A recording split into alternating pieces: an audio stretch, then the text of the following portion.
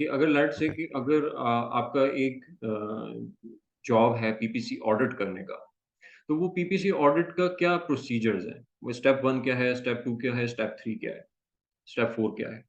सो वो स्टेप्स जो हैं वो डिफाइन अगर वन्स एक एक दफ़ा वो डिफाइन हो जाएँगे ना, तो उससे क्या होगा कि वही डॉक्यूमेंट जो है वो फिर आपकी जो फ्यूचर की रिसोर्सेज़ होंगी उनको ट्रेन करने के लिए वही मतलब उन्हें वही डॉक्यूमेंट जो है वो यूज़ करना है, ठीक है? सो वहाँ पर आपके लिए वो ट्रेनिंग एंड डेवलपमेंट वाला जो प्रोसीजर है न्यू रिसोर्सेज़ के लिए वो काफ़ी हद तक ईज़ी हो जाता है। और उन डॉक्यूमेंट्स की बेसिस पे आपके आई मीन एक तो वो प्रोसीजर डिफाइन हो गए, अब उन्हीं प्रोसीजर की मॉनिटरिंग हो रही है। लेट्स से कि स्टेप 1 है, उसकी ये टाइमलाइन है, स्टेप 2 की ये टाइमलाइन है, स्टेप 3 की ये टाइमलाइन है, स्टेप 4 की ये टाइमलाइन है। अब ये आपने एक तो वो प्रोसीजर बता दिया और साथ-साथ उसकी टाइमलाइन डिफाइन कर दी। अब टाइमलाइन पे आपने मॉनिटरिंग सिस्टम लगा दिया कि अब आप वो काम जो है वो चेक कर रहे हो कि वो स्टेप 1 जो है वो उसके गिवन टाइम फ्रेम में हो गया या नहीं हुआ, दैट इज़ मॉनिटरिंग। फिर इसी तरीके से स्टेप 2 जो है वो उसके गिवन टाइम पीरियड में हुआ या नहीं हुआ, उसका रिस्पॉन्सिबल पर्सन कौन था, वो किस इंडिविजुअल को या किस रिसोर्स को वो काम जो है वो असाइन हुआ था, ठीक है? अब जब आपने ये टाइम फ्रेम मॉनिटर करना स्टार्ट कर दिया और वो अगर time I mean her step जो है वो टाइमली हो रहा है दैट मीन्स कि आपकी डेडलाइन्स जो हैं वो मीट हो रही होंगी, ठीक है? क्योंकि आपने वो टाइमलाइन जो है वो डेडलाइन के हिसाब से ही सॉर्ट की होंगी या फिर आप जो डेडलाइन देते हैं कस्टमर्स को या टाइम कमिट करते हैं वो आपके एसओपीज़ के अकॉर्डिंगली होते होंगे।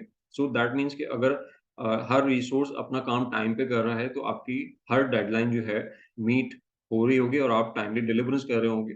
लेकिन अगर कहीं पर किसी स्टेप पर आपको नज़र आता है कि कहीं पर टाइमलाइन जो है वो मीट नहीं हुई है, तो फिर आप आपके पास वो इन्फॉर्मेशन होनी चाहिए कि वो उसका रिस्पॉन्सिबल पर्सन क्या कौन था और अ, टाइमलाइन मीट होने के रीज़न क्या थे, ठीक है? ज़रूरी नहीं है कि हर दफ़ा रिसोर्स की ही मिस्टेक हो वो कोई और एक्सटर्नल फैक्टर्स भी हो सकते हैं। सो कोई डाटा सेट वो आई मीन कि किसी डाटा के बेसिस पे वो एक्सटर्नल डाटा के ऊपर रिलाय कर रहे हैं, वो डाटा इन्फॉर्मेशन जो है वो उनके पास नहीं पहुँची या उनको नहीं मिली। सो वो वहाँ पर रीज़न को इवैल्यूएट करना भी बड़ा ज़रूरी होता है और फिर रीज़न को इवैल्यूएट करके उसको फिक्स करना। कि वो प्रॉब्लम जो हमें यहाँ पर नज़र आया, वो जो भी रीज़न था, उसको फिक्स करना। सो जब हम उस प्रॉब्लम का सॉल्यूशन निकाल लेंगे और उस सॉल्यूशन को भी अपने एसओपी का, अपने सिस्टम का पार्ट बना देंगे, तो that is called continuous improvement, ठीक है? सो कंटीन्यूअस आई मीन हर सिस्टम को कंटीन्यूअस इम्प्रूवमेंट पे जो है वो होना चाहिए। सो कंटीन्यूअस इम्प्रूवमेंट जब आप आई मीन आपको डे टू डे बेसिस पे कुछ ना कुछ प्रॉब्लम्स जो हैं वो आपकी जो वर्किंग है वो साइकिल है, चाहे वो एजेंसी हो, चाहे वो फ्रीलांसर हो, आपको वो प्रॉब्लम्स जो हैं वो नज़र आ रहे होंगे। तो जैसे-जैसे आप उन प्रॉब्लम्स को फिक्स करना स्टार्ट करेंगे और उनके लॉन्ग टर्म सॉल्यूशन ड्राइव करना स्टार्ट करेंगे, शॉर्ट टर्म नहीं। Long term solution through a system और उसके अराउंड जो है वो उसका सॉल्यूशन जो है वो एज़ अ सिस्टम बनाएँगे। सो उससे होगा ये कि आपकी with the passage of time आपका सिस्टम जो है वो इतना स्ट्रॉन्ग होना स्टार्ट हो जाएगा कि उसमें इस तरह की प्रॉब्लम्स और इस तरह की इश्यूज़ को डील करने की कैपेसिटी जो है वो विदिन दैट सिस्टम बिल्ड हो चुकी होगी।